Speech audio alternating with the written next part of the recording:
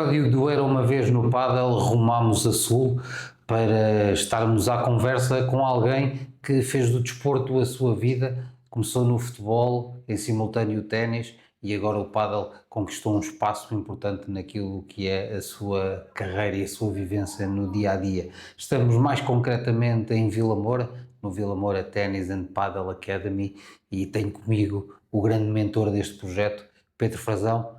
Pedro, muito obrigado por teres aceitado este convite para participares aqui no Era Uma Vez no Pádel. Pedro Frazão, que é conhecido como um empresário, um mentor do pádel aqui na zona sul do país, mais concretamente agora em Vila Moura, já esteve noutras zonas.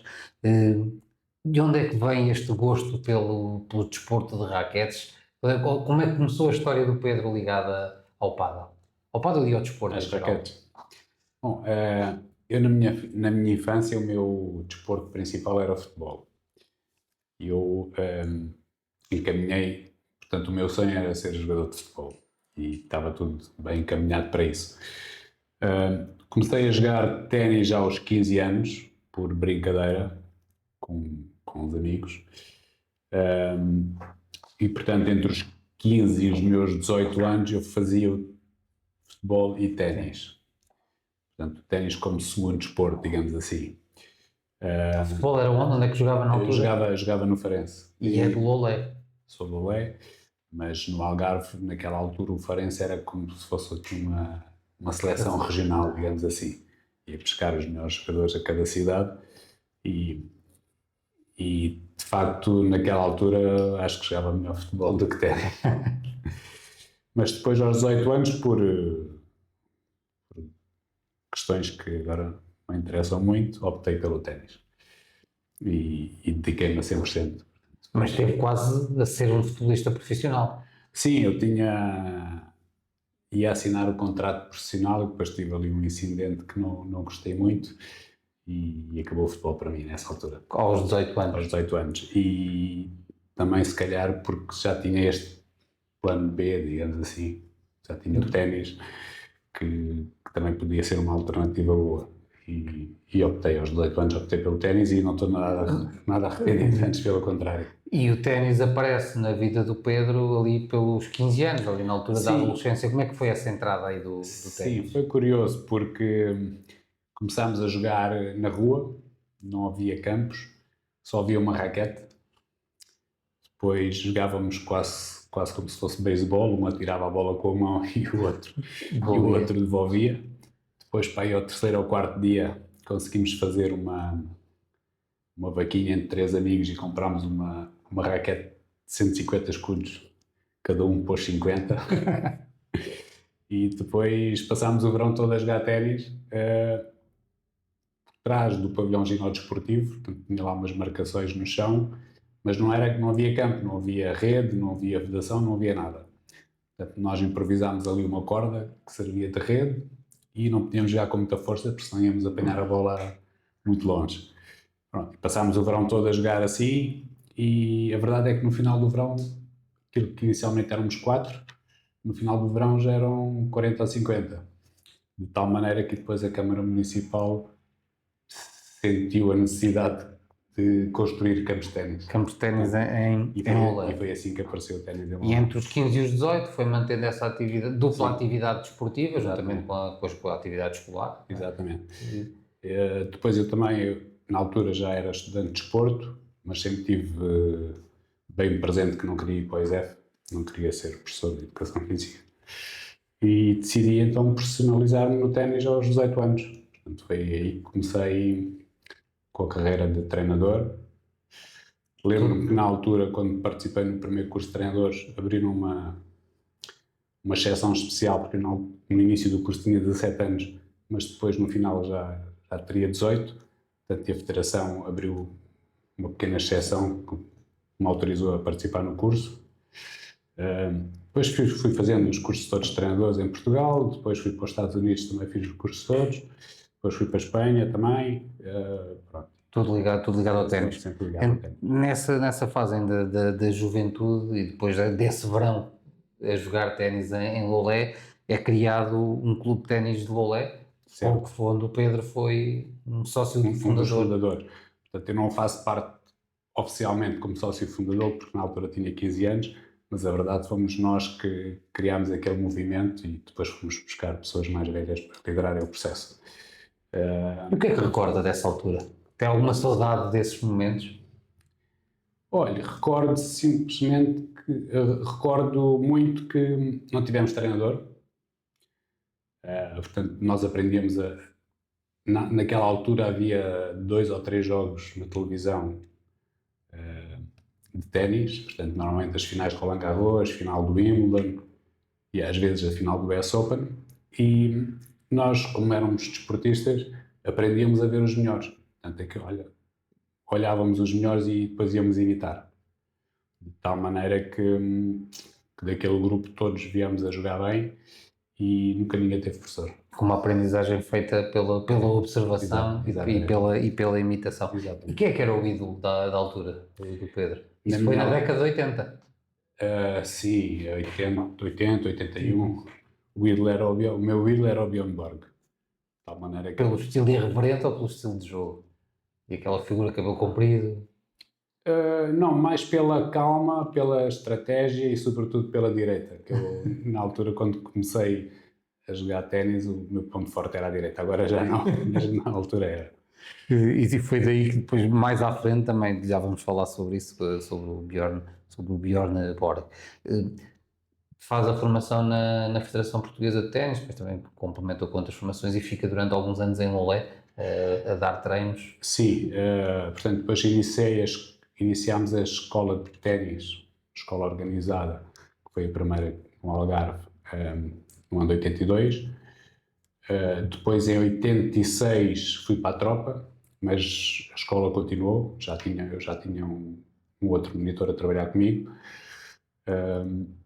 que era o Yuri Correia, que depois veio a ser o nosso head coach em Valde Lobo, e o Ângelo Lores, o pai do Henrique. Sim. Quando eu fui para a tropa, eles ficaram no meu lugar.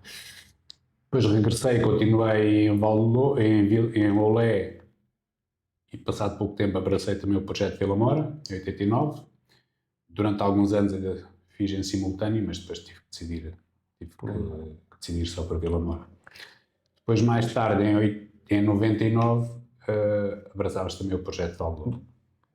Como é que aos 18 anos, quem conhece a sua história, o Pedro foi um empreendedor, começou aos 18 anos, como é que isso foi encarado pelos seus pais, aos 18 anos, verem o filho a querer assumir aqui um projeto, uma academia, logo nessa altura, de uma modalidade que não era muito conhecida, nessa altura em Portugal? Não... Sim. Eu sempre fui de ideias fixas e sempre fui muito precoce. Depois já lhe conto aqui já lhe dou mais umas datas, mas sempre fui muito precoce. Acho que em tudo na vida, até como pai, fui pai com 21, mas acho que a única coisa onde não vou ser precoce é na reforma. Aí vai adiar. E vou adiar o máximo possível. Mas, sim, naquela altura, no Algarve não havia ninguém que vivesse a full time do ténis, que fosse profissional de ténis a tempo inteiro. Obviamente havia pessoas mais velhas que eram professores de ténis, mas conciliavam com outras atividades. Depois, portanto, o meu pai ficou com muita pena de eu ter deixado o futebol, porque via que não era só potencial, havia uma certeza. A minha mãe, com muita pena, porque queria que eu fosse para o ESEF e eu não queria, porque não me estava a imaginar a vida toda. Olhava para os meus professores de desporto e não era bem aquilo que eu queria fazer a vida toda. Portanto, e na altura havia em Lisboa. Em Lisboa já havia profissionais de ténis, já havia meia dúzia de profissionais de ténis até full time. E foi talvez aí que eu vi, vendo esses exemplos, que eu vi que podia ser profissional de ténis perfeitamente. Então acabou por ser depois uma sequência bem aceito familiarmente, por assumir esse... Sim, os meus pais sempre me confiaram muito em mim e, embora todas as pessoas dissessem, uma pena deixar o futebol, uma pena não ires para o ISEF, lembro-me que um tio ou outro me dizia: então, mas agora vais passar a vida a tirar bolas de ténis ou a bater bolas de ténis. Mas pronto, eu sou, como disse há pouco, sou de ideias fixas e sabia que era esse o caminho. Dessa altura do futebol, lembra-se de algum nome que tenha chegado longe? Pudesse estar... Não, olha, nós nesse ano fizemos um grande campeonato, só perdemos com o Benfica e o Sporting. Sou exatamente da mesma geração do Paulo Futre. Aliás, nesse ano para vir jogar, o Futre já jogava na primeira equipa do Sporting, mas nesse ano veio jogar a Faro para nos ganhar. Podíamos ter tido uma dupla Futre-Frazão. Quem sabe, não é? Não, eu tenho um episódio giro, portanto, nesse jogo contra o Sporting, eu era médio-centro e o médio-centro do Sporting era o Litos. Sim. Portanto, marcávamos ali, naquela altura jogava-se em 4-4-3-3, portanto, eu marcava o Litos e o Litos marcava-me a mim. E lembro perfeitamente que ali, a meio da segunda parte, o Litos me dizer: epá, não corras tanto porque senão que eu já não te consigo acompanhar e depois o treinador tira-me. E acabou por respeitar ou não? Nós estávamos a perder e eu queria correr para tentar dar a volta ao jogo. O Leeds que acabou depois por chegar à equipa principal de Sporting, foi internacional, calculo, não tenho certeza absoluta, mas sim, foi. Naquela altura a equipa de Sporting era metade da seleção nacional, portanto era uma super equipa. Tempo de ouro ali mais um tempo de ouro do Sporting. Voltando aqui ao Pedro, já disse há pouco que esteve durante algum tempo como diretor da Academia de Lolé e Vila Moura, depois fixa-se aqui em Vila Moura, depois acaba por entrar também em Val do Lobo. É nesse percurso que entra aqui, acho que é um marco aqui no desporto e no ténis em Portugal, que foi a organização do Grand Champions, uma prova para veteranos ou ex-lendas. O Pedro disse que era uma pessoa de ideias fixas. Isto era algo que já o vinha a acompanhar, criar um evento destes em Portugal, ou foi uma oportunidade que surgiu? Não, eu já tinha na gaveta, entre aspas, a ideia de, portanto, este projeto, de trazer para o Algarve um grande evento de ténis. E acho que aquele era o evento certo. Porque um evento no Algarve tinha que ter público, tinha que ser na época alta, em agosto. Portanto, aquele era o evento certo na data certa. E assim que houve a oportunidade, portanto, na altura com o proprietário de Val do Lobo e também com uma grande ajuda que na altura era administrador de Val do Lobo, o Dr. Mendes Bota, conseguimos dar o pontapé de saída e realmente foi um sucesso. Entre 2001 e 2010, portanto, aqueles 10 anos seguidos foi de facto uma grande época. Sim, marcou o panorama do ténis em Portugal, porque na altura o Estoril Open já havia o Estoril Open, mas não vinham daqueles... Não tinha repercussão no Algarve. Sim.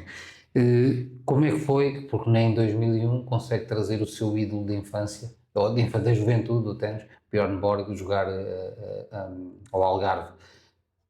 Como é que foi o primeiro contacto? Se mexeu alguma coisa consigo? Estar ali frente a frente com aquilo que tinha sido das suas referências? Sim, foi muito importante, tanto que o Bjorn Borg foi o cabeça de cartaz da primeira edição do evento em Val do Lobo e depois em 2007 também, quando lançámos o evento no Brasil, também foi ele o cabeça de cartaz da primeira edição. Propositadamente? Propositadamente. Teve a oportunidade de lhe dizer que tinha fonte de inspiração? Sim, e ficou uma amizade gira, que perdura até hoje. Dessa altura, que nomes é que passaram aqui pelo Algarve? Quase todos, portanto, o Borg, o McEnroe, Yannick Noah, o Conte, Emílio Sanches, Kafelnikov, Guilherme Vilas, Marcelo Rios, Stefan Edberg, Mats Wilander. Tiveram todos Stefan Edberg, todos daquela geração. Thomas Muster, praticamente todos daquela geração. Exceto o Sampras, que não veio ao Algarve, mas jogou o nosso evento em São Paulo. Sim, já falamos depois também da realização no Algarve, no Brasil, do grande Champions. Com esta distância, já passaram 15 anos desta última edição, que balanço é que faz e o que é que o marcou desses 10 anos? Houve algum episódio que o tenha marcado mais? Não, houve muitos episódios, não posso ressaltar um. Foi pena que o evento tivesse que terminar em 2011 por força da crise financeira. Mas pronto, acho que foi um grande evento de promoção do Algarve em si e do ténis em particular. Portanto, só guardo boas memórias. Vivi praticamente aqueles 10 anos, trabalhava praticamente o ano todo para o evento, mas fica grandes memórias e mantenho uma amizade com todos eles até hoje. Em 2007, em meio mais ou menos do percurso do Grande Champions em Portugal, decidi levar para o Brasil. O que é que motivou essa mudança? Antes disso, em 2004, nós lançámos, posso dizer que praticamente lançámos o beach tennis em Portugal. Já havia uma pessoa ou outra a jogar na praia, mas o primeiro circuito de beach tennis fomos nós que organizámos em parceria com a Federação Portuguesa de Ténis, e o primeiro grande evento de beach tennis que se fez em Portugal fomos nós, fizemos 4 edições, 2004 a 2007, onde montávamos um estádio na praia, propositadamente, e na altura ainda nem sequer havia raquetes de beach tennis, portanto jogávamos com raquetes de pádel. E eu fui para esse evento, convidar, só jogavam ex-jogadores de Taça Davis. Pela Espanha, os irmãos Sánchez, em Portugal era o Nuno Marques e o Manuel Couto. Trouxe uma dupla do Brasil, que era o Fernando Meligeni e o Dácio Campos, que depois veio a ser o meu sócio no Brasil. O Dácio ou o Meligeni? O Dácio. Pela equipa de Inglaterra, o caríssimo Wilkinson, que está aqui hoje como grupo. E o segundo jogador de Inglaterra variou. Foram sempre jogadores diferentes ao longo dos anos. Lembro-me que o Dácio um ano me disse: pá, Pedro, devíamos fazer o Grande Champions no Brasil. E eu até não estava muito inclinado, disse: não, pá, se quiseres eu ajudo, mas tu fazes com o Fino, com o Meligeni, eu digo-vos como é que é, ensino-vos e vocês fazem os dois. No ano seguinte o Dácio: pá, Pedro, o Fino, acho que não, já falei, ele não está muito virado para isso. E ao terceiro ano o Dácio convenceu-me a ir a São Paulo e andámos a ver os clubes, andámos a falar com potenciais patrocinadores e, portanto, em 2007 depois eu decidi avançar com o Dácio. Portanto, eu tratava praticamente toda a questão internacional, digamos assim, e ele tratava da comercialização, da parte dos patrocinadores no Brasil. E fizemos isso durante 7 anos. Portanto, entre 2007 a 2012, e infelizmente depois também parámos, porque depois nessa altura o real começou a desvalorizar, e só para ter ideia, na altura o real estava a 2 em relação ao dólar e agora está a 6. Portanto, tudo que eram despesas internacionais, depois cachê de jogadores, prémios, etc., ia-nos ficar muito caro, e também acabou com uma questão económica. O Grande Champions acabou, penso eu, que foi um marco no desporto, no ténis, para ex-jogadores. Se continua a haver alguma coisa, foi a partir daí, foi a primeira vez que houve um grande evento para antigos jogadores, ou estou enganado? Sim, nesta altura já havia o circuito, que era chamado ATP Senior Tour. Portanto, e nós integramos o circuito mundial dos ex-jogadores. Houve algum jogador nessa altura que gostasse de ter trazido ou aqui a Vila Moura ou ao Brasil que não tenha conseguido? Só houve um que não veio, que é o André Agassi, que eu falei várias vezes com ele, inclusive no Brasil, mas ele na altura sofria muito das costas e não conseguia jogar 4 dias seguidos. O máximo que ele conseguia era jogar um dia e depois tinha que descansar um mês, e, portanto não... Por essa razão o Agassi nunca jogou o nosso evento. Dos jogadores que falou, há um nome que a mim me chama mais a atenção por aquilo que ele representou, quer de bom quer de mau, que foi o McEnroe, que sendo muito competitivo, muito quesilento também durante a sua carreira, aquilo que me recordo. Como é que foi lidar com ele? As coisas Olha, como eu disse há pouco, fiquei com excelente relação com todos eles, amizade inclusive, e o McEnroe é um desses casos. Ele nunca foi o meu ídolo de infância, portanto, o meu ídolo era o Bjorn Borg, mas depois percebi, de tanto conviver com ele, percebi perfeitamente a personalidade e comecei a admirá-lo depois disso. É um profissional de excelência, portanto, aquilo é a maneira de ser dele, mas só tenho coisas boas a dizer. E de tal maneira que o ano passado, quando fui assistir ao Open da Austrália, encontrámos-nos lá, já há uns anos que não nos víamos e é sempre giro. Reviver. Durante a organização do Grand Champions, também começa a trazer o pádel para o Algarve. Como é que foi esse processo? Quando é que despertou para o pádel? Onde é que o conheceu? Portanto, nós começámos a... Depois, quando deixámos de organizar o Grand Champions do ténis, criou-se ali um vazio. E eu lembro perfeitamente, em 2014 fui à Espanha, acho que salvo erro foi o último ano do Paddle Pro Tour, o ano a seguir já foi WPT, e fui ver um evento e percebi naquela altura que bom, este pode ser o evento certo para substituir o Grand do ténis. Pronto, e foi assim. E criámos em 2015, criámos a primeira edição do Nations Cup. Nations Cup. Nations Cup porque era por países. Escolhi, na primeira edição vieram já ex-jogadores, o Bebe Augusto, o Gaston Malacausa, o Willy Laos. Depois, a partir da segunda edição, já comecei a trazer ainda jogadores no ativo, o Bela, o Juan Martín Dias, o Pablo Lima E jogadoras também? e jogadoras. Fizemos também a versão feminina durante 2 anos, um ano no Porto e o segundo ano em Oeiras. Depois parámos por causa do Covid e regressámos em 2022, salvo erro, Sim. já com a nova versão Grand Champions de Paddle, porque a questão dos países limitava-nos um bocado da escolha dos jogadores. E assim temos mais flexibilidade. E o Grand Champions de Paddle começou em 2022 e é um projeto que o Pedro vê de continuidade para o futuro. Sim, é para continuar, não há dúvidas sobre isso. Sim. O ano passado tivemos aqui Bela, foi o cabeça de cartaz que acabou por vencer ao lado do Chico Gomes. Para 2025 acredito que vão fazer um esforço para que o Bela novamente possa estar presente. Neste momento, para 2026. 2026, a data já está marcada, será dia 4 e 5 de agosto, terça e quarta-feira. Relativamente aos jogadores, depois penso que dentro de um mês ou 2 vamos começar a anunciar.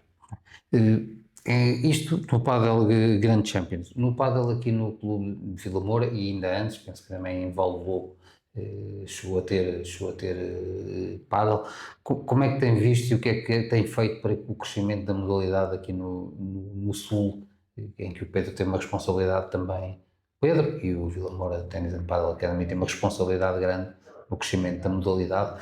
O que é que foi feito e como é que tem visto aqui o crescimento na zona sul do país? Olha, eu comecei a jogar, a brincar, fui brincar uma vez a Vila Real de Santo António, gostei, fui jogar a convite do João Dias, que chegou a ser presidente da Associação de Padel, antes de haver as federações. Gostei e depois quando cheguei a Val Lobo nós tínhamos lá uma área que era um campo de mini-ténis e eu transformei aquilo num campo de pádel. Mas praticamente jogava eu e 3 ou 4 amigos. Durante muitos anos foi assim. Depois, em 2010, 2011, por aí é que comecei a jogar uns torneios assim, mais a sério. E o crescimento do pádel aqui em Vila Moura tem sido, como eu costumo dizer, eu não gosto de pôr a carroça à frente dos bois. Portanto, tem sido sempre um crescimento sustentado e temos vindo a crescer à medida que o grupo, que a comunidade vai crescendo também. Portanto, tem sido um crescimento sustentado e neste momento posso lhe dizer que o pádel está já dá 5 ou 6 anos desta parte, o pádel já representa mais do que o ténis aqui no clube. E olhando aqui num panorama global, como é que tem visto o crescimento do pádel a nível internacional? É verdade que as redes sociais pós-Covid têm ajudado ao crescimento. Como é que tem olhado e que acompanhou desde o Pro Padel, WPT, agora estamos na fase Premier Padel, como é que tem visto isto? Alguém que conhece o jogo com poucos e a organização de eventos? Bom, em termos de organização, o Padel ainda tem muito que evoluir, não é? Mesmo ao nível ao mais alto nível que é a FIB. Mas pronto, como todas as modalidades novas, leva o seu tempo. Agora, o crescimento tem sido fantástico, tanto no Algarve, como em Portugal, como no resto do mundo. Portanto, que é uma modalidade muito completa, muito viciante. A parte estratégica do jogo é muito complexo. Portanto, há uma série de variáveis, é bem mais complexo que o ténis. Às vezes, quando eu digo a um ou outro amigo de ténis, eles não percebem ou não gostam de ouvir, mas a parte de estratégia é muito mais complexa, porque há uma série de variáveis, vidro, e eu acho que também que é isso que vicia muitas pessoas, porque a parte de estratégia não para. Sim. Portanto, há muitas variáveis. E, portanto, o paddle daqui para a frente já não para. Portanto, Deixou de ser uma moda, como Não, durante algum tempo foi não. dito e agora já acabou. São discursos que já não pegam. Não, é um desporto completamente consolidado e é mais do que um desporto, eu acho que é também um estilo de vida. As pessoas hoje em dia procuram um estilo de vida cada vez mais saudável e o desporto e o paddle preenche isso perfeitamente, tanto em termos sociais, como em termos desportivos, como em termos mentais, de estratégia, Sim. etc. O Pedro deixou a determinada altura o trabalho de campo, o trabalho de treinador, mesmo tendo feito um percurso de formação grande. Tem alguma saudade desse trabalho de campo com os jogadores? Ou não tem saudade? Não tem Não, saudade? tenho, e de tal maneira que eu ainda, por exemplo, já não dou aulas de ténis há mais de 25 anos, mas ainda hoje continuo a fazer as minhas formações, manter atualizado, e no ténis, e no pádel também, não dou aulas, mas faço sempre as minhas formações para me manter atualizado e às vezes fazemos aí algumas coisas com os nossos treinadores. Mas percebi, como disse no início, eu sempre fui muito precoce e comecei a minha carreira de empresário aos 25 anos. Empresário de ténis, obviamente.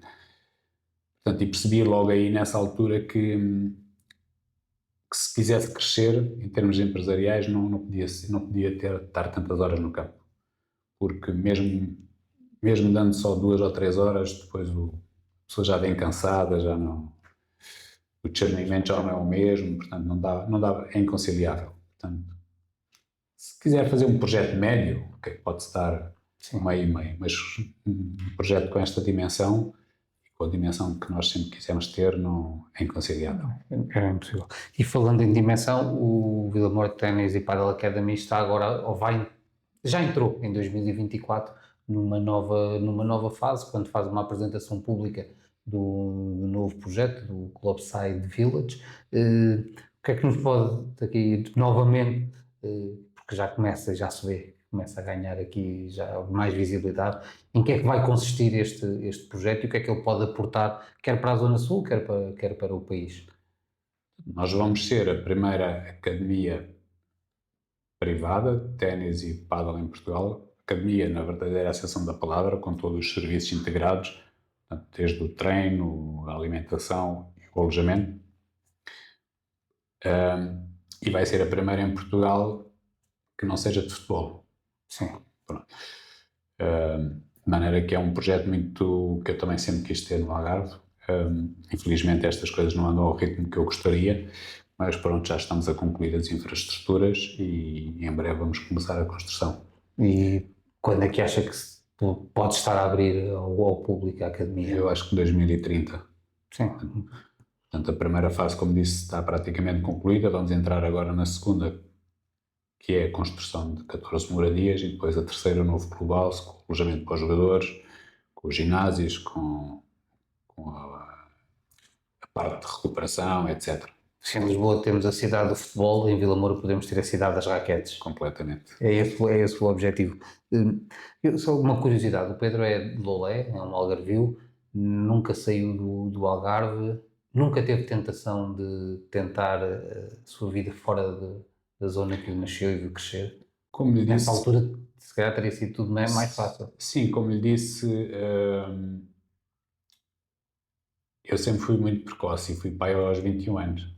Portanto, na altura que eu ia para os Estados Unidos fazer as minhas formações de ténis, tive vários convites para ficar lá, mas nessa altura era pai, já tinha família e verdade seja dita que não há muitos locais melhores que o Algarve. Portanto, eu viajo muito, mas cada vez que regresso, cada vez mais sinto que estou no sítio certo. Portanto, é aqui que eu me sinto bem e é aqui que faz sentido desenvolver este tipo de projetos. E não sente que o facto de estar no Algarve o tenha em determinada altura prejudicado no crescimento daquilo que eram os seus sonhos e as suas ambições? Ou acabou até por beneficiar por estar aqui numa periferia do país, aqui mais a sul? Não, obviamente nós estamos afastados dos grandes centros de decisão, não é? Portanto, eu quando lancei só a título de exemplo, quando lancei o evento, o Grande Champions de Ténis, eu passava a maior parte da semana em Lisboa, a tentar patrocínios, não é? Porque era um evento muito caro mas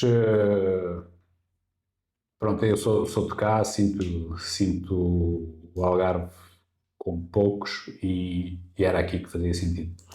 Aquilo que eu tenho reparado no que diz respeito ao pádel é que vejo muito o Algarve como um exemplo. Às vezes que eu aqui estou ou que falo com as pessoas, consigo perceber que há uma boa relação, uma relação entre os clubes, entre os promotores. Vejo muito o Plínio e o Fazão jogam juntos, os veteranos. Vejo que há uma boa ligação também com o Otávio em Vila Real de Santo António, devem ter sido dos primeiros a começar com o pádel. Isto é uma sensação minha ou é uma realidade? Não, é uma realidade. Nós, de facto, a maior parte nós somos amigos, quase todos. E há um respeito muito grande entre nós. Repare, tanto eu como o Plínio, como o Rosa Nunes em Faro, como o Ricardo Fonseca em Vila Real, vimos do ténis, não é? Portanto, já tínhamos este modo de trabalhar, respeitando sempre o espaço de cada um. O espaço de cada um. O Otávio vem mais tarde com o pádel, mas também se manteve, portanto, a mesma maneira de trabalhar. Depois um ou outro clube que apareceu mais tarde percebeu isso e também se soube encaixar nas suas geografias, digamos assim. Isto também porquê? Porque não há, ao contrário de outras zonas do país, empresários ou não há clubes que sejam... Não há muitos clubes, há alguns, mas não há muitos, que sejam construídos por empresários que não têm background desportivo, como acontece noutras zonas do país. Sim. E aí é um bocado vale tudo e atropelam-se uns aos outros. Felizmente aqui no Algarve nós não temos isso. Então não é uma sensação minha, é mesmo algo informalmente estruturado. Não, é verdadeiro. E é verdade, é verdadeiro e há um grande respeito entre todos nós e inclusive é de interajuda. Sim. Eu recebo muitos telefonemas de colegas meus que estão a começar e Pedro, como é que se faz isto? Pedro, o que é que achas disto? Nós não temos, nem eu, nem o Polino, nem o Rosa Nunes, temos problemas nenhuns em partilhar o nosso conhecimento com os mais novos. Pronto, sempre fizemos assim no ténis e no pádel continua a ser igual. Tem continuado. E parabéns quer do desporto algarvio, quer também no desporto nacional e no pádel neste caso, que é o que nos traz aqui. Pedro, estamos quase a chegar aqui ao final desta conversa e antes de finalizar nós convidamos sempre quem está connosco a poder partilhar uma história daquelas ou pouco contadas ou nunca contadas e que vale a pena quem está a seguir poder conhecer. Até assim, eu acredito que tenha muitas histórias, umas podem ser contadas, outras não, mas aquela que quer partilhar aqui connosco. Pois há muitas histórias, mas conto-lhe duas do ténis, que são com os grandes ídolos da modalidade. Uma, aqui em Valdelobo, com o John McEnroe, que a determinada altura nós tínhamos ali praticamente um hospital de campanha instalado no evento. Mas o McEnroe apareceu ali com umas mazelas que era necessário fazer uma ressonância magnética. Então ele estava muito queixoso, e então o médico, que é o Vascos, que agora também joga também joga até paddle. Conseguimos marcar e para levá-lo ao hospital de Faro e para fazer a ressonância. E ele, quando lá entrou nas urgências, ele ficou aterrorizado com aquilo e disse-nos: não, já percebi que afinal eu não estou doente. E esses que estão aí é a questão. Epá, esquece a ressonância, afinal eu não estou doente. E a outra foi também muito gira em São Paulo. O manager que veio com o Pete Sampras, eu já o conhecia porque ele antes acompanhava o McEnroe. Tinha estado em Val-de-Lobo 2 ou 3 vezes. E quando chegou a São Paulo, foi falar comigo. Nós estávamos no gabinete de organização, eu e o meu sócio. E o meu sócio é um comunicador nato e é um indivíduo muito engraçado, o Dácio. Ele ali, no espaço de 5 minutos, entrou e saiu ali do gabinete várias vezes a perguntar as mais diversas coisas. Onde é que ficava o clube, onde é que horas podia treinar, onde é que depois saía, depois vinha, e agora precisava de uma caixa de areia e depois para treinar, fazer um treino específico. E às tantas, o meu sócio já à quarta, quinta vez não começou a achar muita piada. Pá, e à 7ª vez o Dácio vira-se para ele e diz: Man, Google it. Nunca mais me esquece dessa. E deixou de chatear a partir dessa altura. E já era um jogador retirado na altura, o Sampras, e ainda mantinha esse tipo de... Ou dele ou do Não, empresário. era o manager do Sampras. Ele é que vinha sempre pedir tudo. Portanto, mas obviamente há muito mais histórias, mas... Estas são aquelas que podem estas por agora. Pedro, olha, agradeço a forma como nos recebeu aqui no Vila Moura Tennis and Paddle Academy. Deixo também o convite a quem nos segue que pode e deve visitar este clube aqui no Algarve, que terá com toda a certeza o Pedro aqui como bom anfitrião que é para receber. Lembrar que este episódio é apoiado pela PLC Corretores, a sua corretora de seguros, com escritórios em Lisboa, Coimbra e Gondomar. São mais de 25 anos de experiência colocados ao seu serviço e na PLC Corretores encontrará uma solução feita à sua medida. Para mais informações, consulte www.plccorretores.pt. O Era uma vez no Paddle regressa dentro de 2 semanas com um novo convidado, com novas histórias para contar e já sabe, siga-nos nas redes sociais, no Instagram, no YouTube, subscreva o nosso canal, ative as notificações e fique a par de todas as boas histórias que merecem ser contadas.